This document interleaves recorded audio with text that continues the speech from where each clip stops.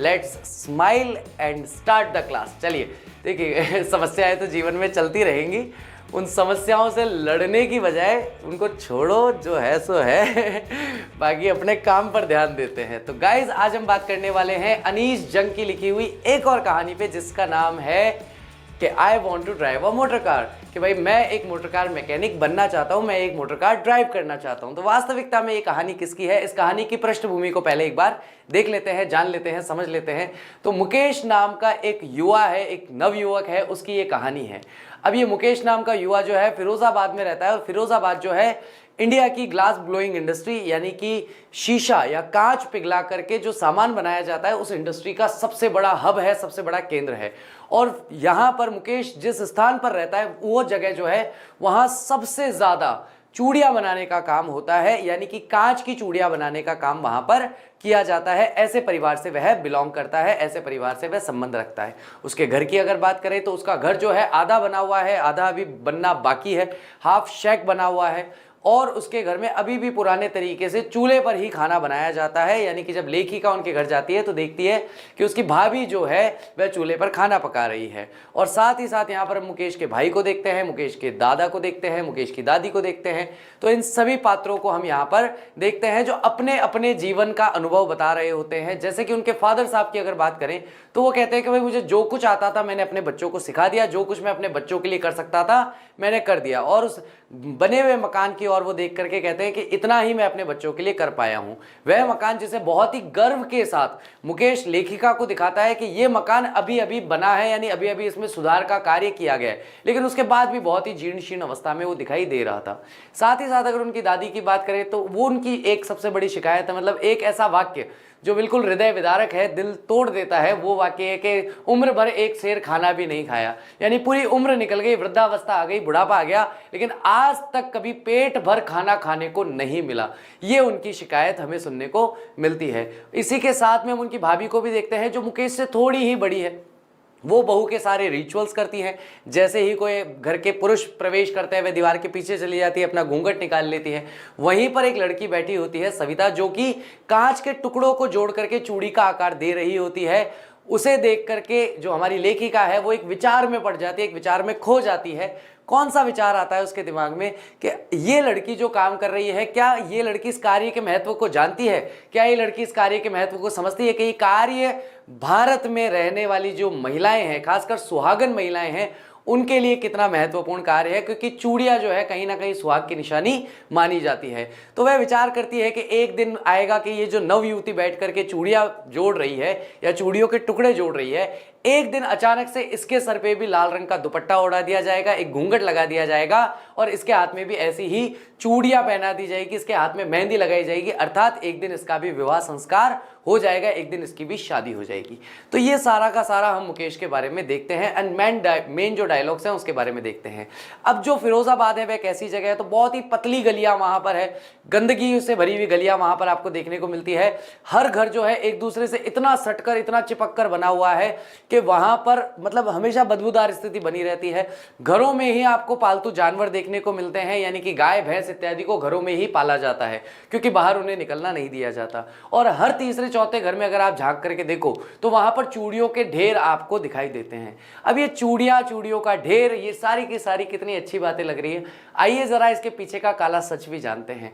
छोटे छोटे बच्चे जो हैं, जैसे ही वो अपनी अल्पायु को पार करते हैं वैसे ही उन्हें अंधेरी कोठरियों में धकेल दिया जाता है, अंधकार भरे छोटे कमरों में धकेल दिया जाता है, जहां तेज आंच पर, तेज आप कह सकते हो कि फर्नेसेस यानी कि भट्टी जो है उसकी आग निकल रही होती है, तेज आग, जहां पर कांच को पिघलाने का काम किया जाता है। और वहीं पर ये बच्चे चूड़ियां बनाने का काम करते हैं। और साथ ही साथ इनमें से कई बच्चे जो हैं वो युवा होने से पहले, जवान होने से पहले ही अपनी आंखों की रोशनी खो देते हैं। जैसे कि हम यहाँ पर देखते हैं कि मुकेश की दादी बताती है कि उनके पति भी अंधे हो गए थे, क्योंकि जब चूड़ियों को जब पॉलिश किया जाता है, जब उन्हें रगड़ा जाता है, घिसा जाता है उनके सरफेस को स्मूथ बनाने के लिए, उस समय में बहुत स्मॉल डस्ट पार्टिकल्स निकलते हैं, बहुत छोटे छोटे धूल के कण निकलते हैं। वो धूल के कण मिट्टी के नहीं होते बल्कि कांच के होते हैं, और वो धीरे धीरे उनकी आंखों को डैमेज करते रहते हैं। और इनकी आंखें समय के साथ, इन बच्चों की आंखें समय के साथ ऐसी हो जाती है जो अंधेरे में तो बहुत अच्छे से काम करती है, लेकिन सूरज की रोशनी तक बर्दाश्त नहीं कर पाती, क्योंकि आधे से ज्यादा समय, यानी कि पूरा जो दिन का समय है, वे पूरा का पूरा वे उन अंधेरी कोठरियों में ही चूड़ियां बनाते हुए निकाल देते हैं। ये चीज हमें यहाँ पर दिखाई देती है। अब यहाँ पर बात आती है कि भैया चूड़ियां बनाना ये सब इतना महत्वपूर्ण क्यों है, और इसमें मुकेश का क्या रोल है? क्योंकि भाई पूरी कहानी में से काफी चीजें तो हमने जान ली, लेकिन मुकेश तो कहीं दिखाई नहीं दे रहा। आप तो कह रहे थे सर मुकेश की कहानी है, मुकेश कहाँ है?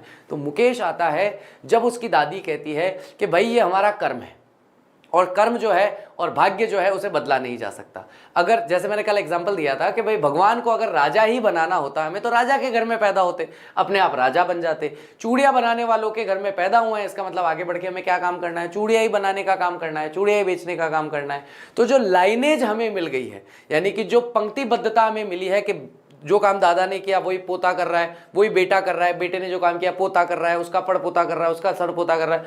तो लाइनेज है कि भाई जिस घर में आपका जन्म हुआ है वही कार्य आपको करना पड़ेगा, वही कार्य आपको करना चाहिए, क्योंकि भगवान की भी यही इच्छा है। लेकिन इस लाइनेज को तोड़ता हुआ एक हमारा मेन हीरो दिखाई देता है, मुकेश। वो कहता है I want to be a motor mechanic, मैं मोटर मैकेनिक बनना चाहता हूं। अब उसकी इस बात को जांचने के लिए, परखने के लिए अनीश जंग उससे पूछती है कि लेकिन मोटर मैकेनिक कैसे बनोगे, यहां से तो गैराज बहुत दूर है। बोले कोई बात नहीं, दूर है कोई बात नहीं, कोई समस्या नहीं, मैं चल के जाऊंगा वहां तक, पैदल जाऊंगा। बोले अच्छा ठीक है, तो तुम मोटर मैकेनिक बनने की सोचते हो, क्या कभी तुमने एरोप्लेन उड़ाने की सोची है? तो अचानक से सहम जाता है, जैसे किसी ने उसके मजे ले लिए हो। जैसे किसी कोई बच्चा जिसके हमेशा 45-50 40 45-50 40 45-50 के बीच में डोलने वाला बच्चा अचानक से कहते इस साल मैं 90 नंबर लेके आऊंगा, इस साल मैं 100 में से 100 लेके आऊंगा इंग्लिश में। तो बाकी सारे बच्चे 100 ही लाएगा क्या?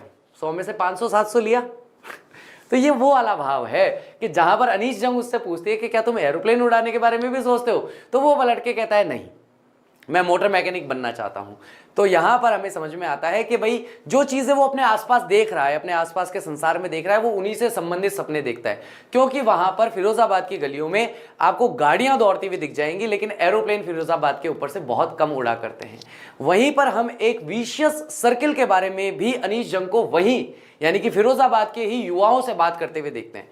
और वो कहते हैं कि वो उनसे पूछती है कि भाई तुम लोग एक अपना ऑर्गेनाइजेशन क्यों नहीं बना लेते, एक अपनी संस्था बना लो, ऑर्गेनाइजेशन बना लो कि भाई हम एक चूड़ी 1 रुपए के भाव से नीचे में नहीं बेचेंगे, क्योंकि यहां पर तुम लोग आपस में ही कंपटीशन कर रहे हो, तो एक ऑर्गेनाइजेशन बना लो। बोले ऑर्गेनाइजेशन अगर हम बनाए तो सूदखोर, ब्याजखोर लोग जो हैं, पुलिस वाले जो हैं, ब्यूरोक्रेट जो हैं, वो हमें यहां से घसीट के ले जाते हैं पुलिस थाने में, जैसे हमने कोई अपराध किया हो। और यहां पर हम पूरे फिरोजाबाद की एक कड़वी हकीकत से रूबरू होते हैं, उसका सामना करते हैं।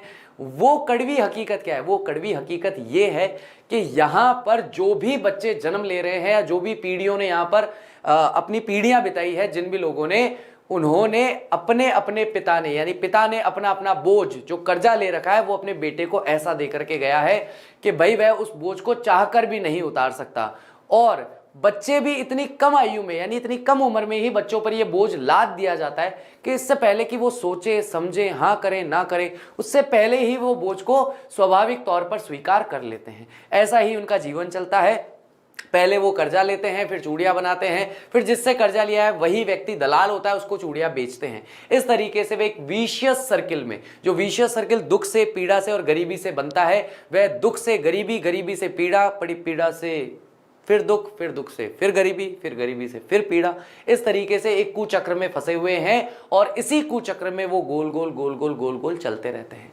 अनीश जंग कहती है मुझे मुकेश से मिलकर के बड़ी खुशी हुई, क्योंकि यहाँ पर जो लोग बड़े सिंगल माइंडेड हैं, जिनके दिमाग में एक बात है, हम चूड़ियां बनाने वालों के यहाँ पैदा हुए हैं, हमारे पिताजी ने हमारे पर कर्जा छोड़ के गए हैं, ये कर्जा हमें चुकाना है, चूड़ियों का काम ही हम कर सकते हैं, इसके अलावा हम कुछ नहीं कर सकते।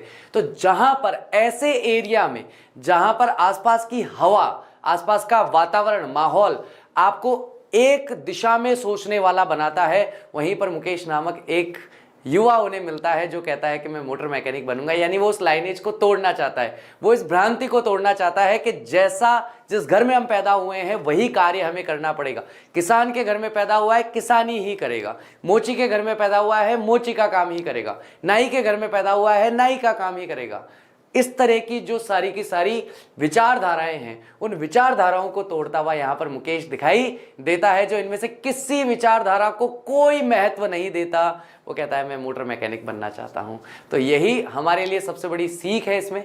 आपने अपने अब से लेकर के जो आपका पास्ट रहा है उसमें इंग्लिश को लेकर के आपका क्या एक्सपीरियंस रहा है, क्या एक्सपीरियंस नहीं रहा है, आपने क्या पढ़ा है, क्या नहीं पढ़ा है, क्या आपको पढ़ना चाहिए था, सब छोड़ दो।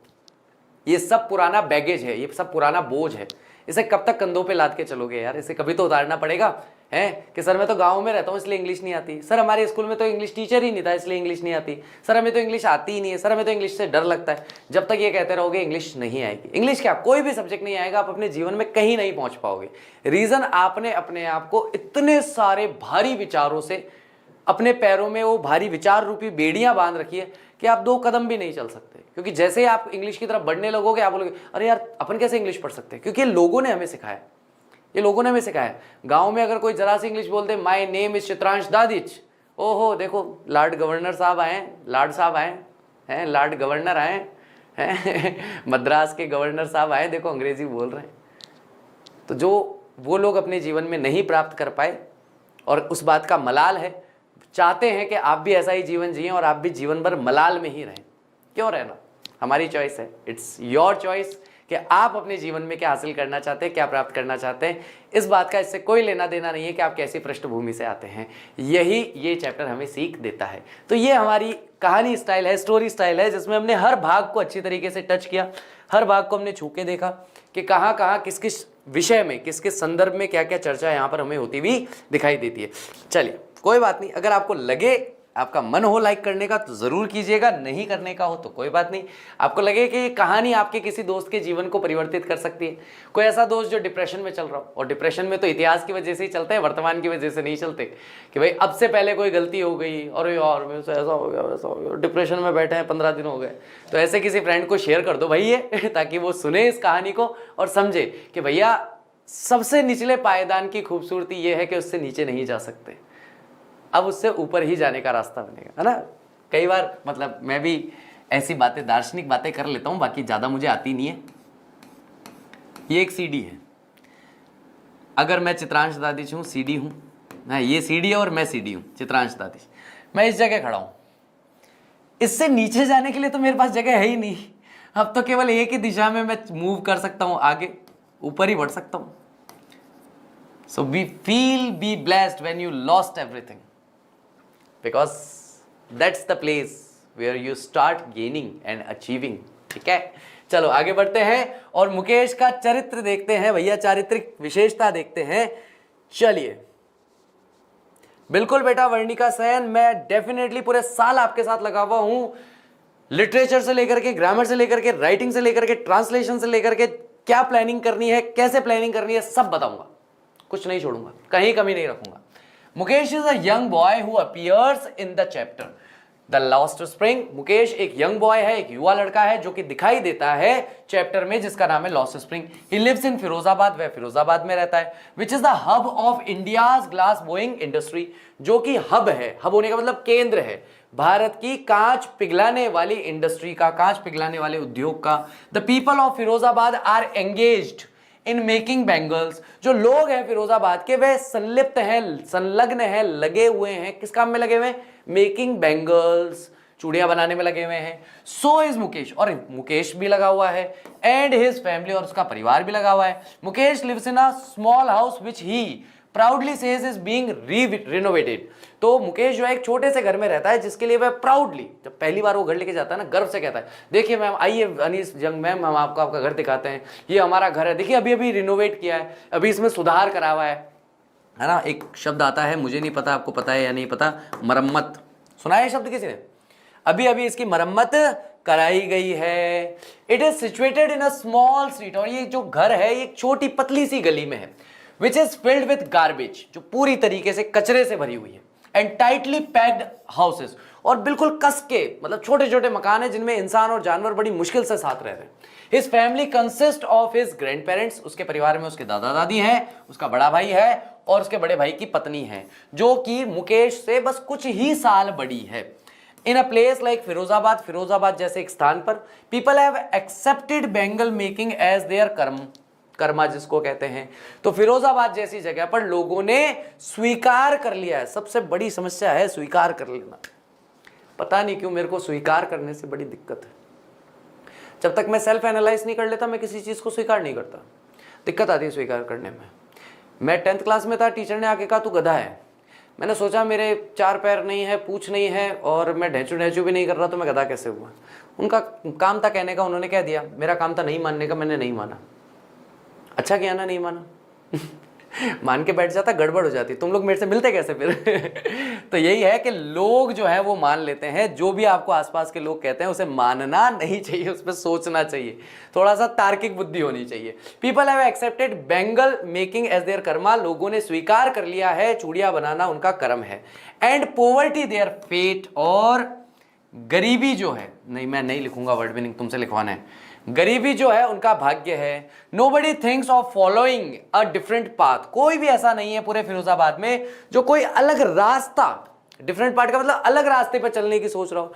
And the same is taught to their children, और यही बात वो अपने बच्चों को भी सिखाते हैं। इन सच अ प्लेस, फिरोजाबाद जैसे एक स्थान पर, Mukesh is courageous enough, Mukesh बहुत पर्याप्त रूप से साहसिक इंसान है to dream of becoming motor mechanic, कि वह सपना देखता है कि वह एक मोटर मैकेनिक बनेगा। He is determined to make his this dream come true no matter what difficulty he faces, वह बहुत ज्यादा डिटरमाइंड है, दृढ़ निश्चयी हो चुका है कि वह अपने सपने को सत्य करके दिखाएगा, सच करके दिखाएगा। कोई फर्क नहीं पड़ता कितनी भी मुसीबत, कितनी भी कठिनाई का सामना उसे करना पड़े।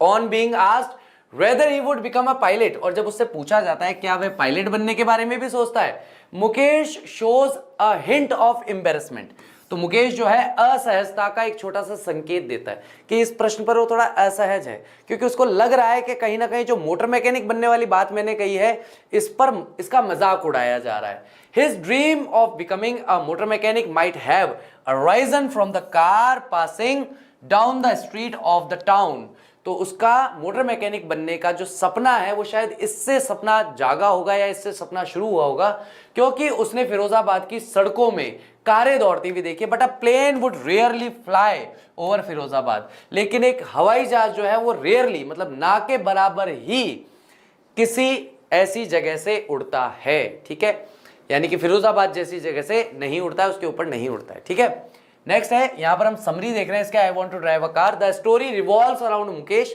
तो कहानी जो है वह मुकेश के इर्द गिर्द चलती है, उसके चारों तरफ घूमती है।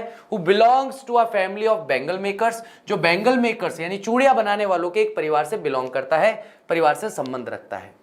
Which is India's centre of glass blowing industry, जो कि भारत का ग्लास ब्लोइंग इंडस्ट्री है। Mukesh wants to be a motor mechanic and learn to drive a car, तो मुकेश जो है वह चाहता है कि मोटर मैकेनिक बने और वह कार चलाना सीखना चाहता है। वह चाहता है कि भैया वह कार चलाना सीखे।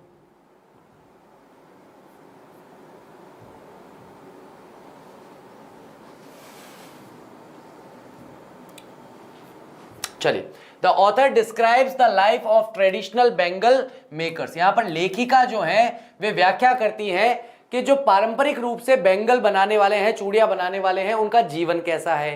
Who work under harsh condition, जो बहुत ही कठोर परिस्थितियों में काम करते हैं। विद हाई टेम्परेचर्स, जहां पर बहुत उच्च तापमान होता है। विदाउट प्रॉपर लाइट, जहां सही रोशनी की व्यवस्था भी नहीं होती और हवा की व्यवस्था भी नहीं होती। Even though it is illegal for children, हालांकि ये बहुत ही अवैध है बच्चों के लिए to work under such condition, ऐसी परिस्थितियों में काम करना।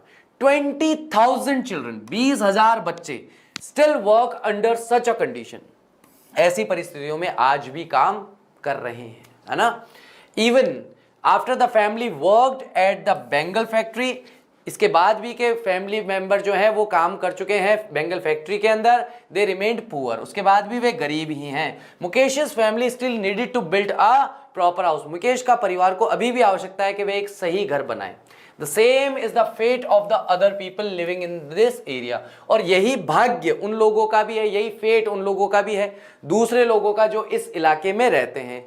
The author talks about the women who still had to follow old tradition of veiling their faces before the male elders।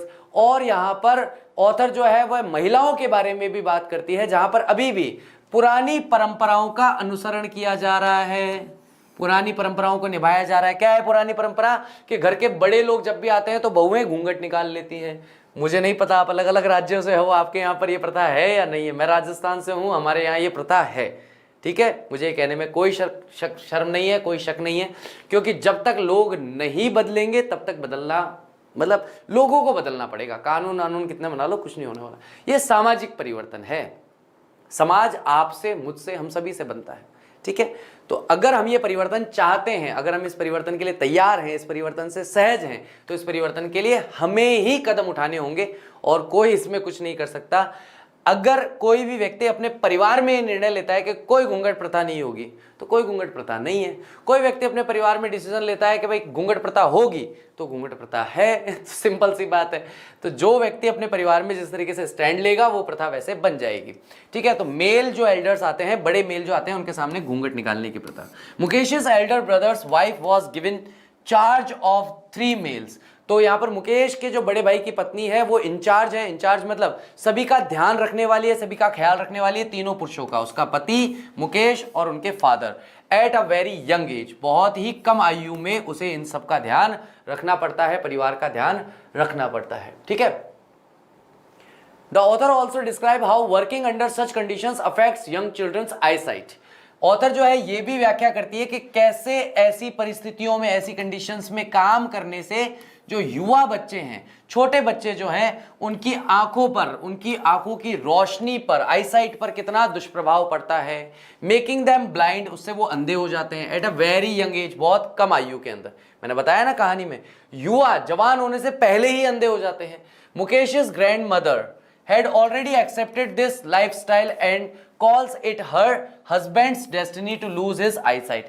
तो मुकेश की दादी माँ जो है पहले ही इस लाइफस्टाइल, यानी जैसी जीवन शैली चल रही है, उस जीवन शैली को पहले ही स्वीकार कर चुकी है, और वो इसे कहती है कि भैया ये मेरे पति का भाग्य था कि भाई वो अंधा हो गया या उसने अपनी आंखों की रोशनी खो दी।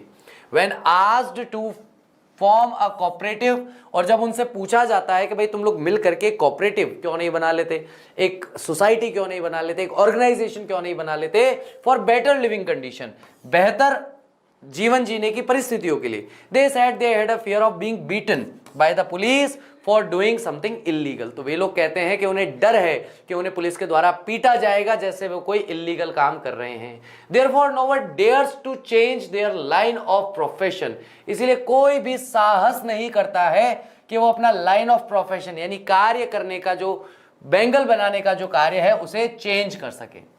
And from this tragic chain, और ये जो एक ट्रेजिक मतलब एक दुखद जो चेन है ऑफ पॉवर्टी, गरीबी की, एंड सप्रेशन का मतलब है जिस तरीके से उन्हें कुचला जा रहा है। Mukesh dreams of being a motor mechanic, और उन सब के बीच में मुकेश जो है वह सपना देखता है एक मोटर मैकेनिक बनने का। And the author sees a flash of hope, और लेखिका जो है उसे उम्मीद की एक किरण दिखाई देती है इन हिज आईज, उसकी आंखों में। She asked him if he would like to be a pilot someday, और वह उससे पूछती है क्या किसी दिन पायलट भी बनना चाहते हो क्या भाई। मुकेश सीम्ड एम्बैरेस्ड, तो मुकेश यहाँ पर बहुत ही असहज महसूस करता है। Said he was content dreaming of being a motor mechanic, और वह कहता है कि नहीं, मैं बस मोटर मैकेनिक बनने का सपना देख करके ही संतुष्ट हूं। Dreaming of a pilot seems beyond his reach, pilot बनने का सपना देखना कहीं ना कहीं उसके, क्या कहते हैं, पहुंच से परे है ना। रीच का मतलब होता है जहां तक उसकी पहुंच है उससे परे है ये सपना, कि जहां पर वह इस तरह का सपना नहीं देखता है। I hope you have enjoyed the lecture. आज का लेक्चर अच्छी तरीके से समझ में आया होगा, आपने अच्छे से एंजॉय किया होगा। Thank you very much. I will see you tomorrow. Till that take care of yourself. Bye bye. I will see you soon. Bye.